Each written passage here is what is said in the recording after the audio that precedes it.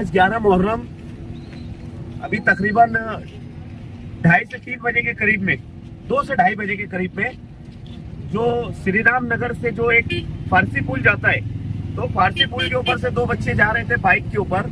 वहां के लोगों के बोलने के मुताबिक वो बच्चे, उधर से ट्रक आया, बच्चे इधर पैर रखने लगे तो उनका अनबैलेंस होने की वजह से वो पानी में गिर गए।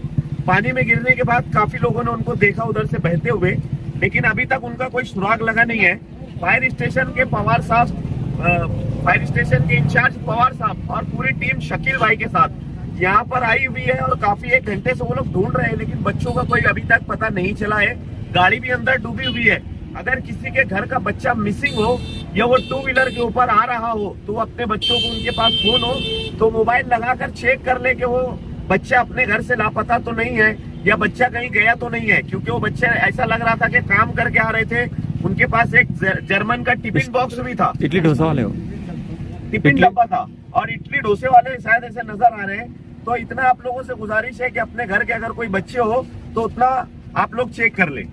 मालेगांव मुस्तफ़ा भंगार बाज़ार डायमंड कारपेट होलसेल रेट में कारपेट दिया जाता है। हर किस्म का यहाँ पर कारपेट दिया जाता है। हमारा पता याद रखें, मालेगांव मुस्तफ़ा भंगार बाज़ार डायमंड कारपेट होलसेल रेट में दिया जाता है।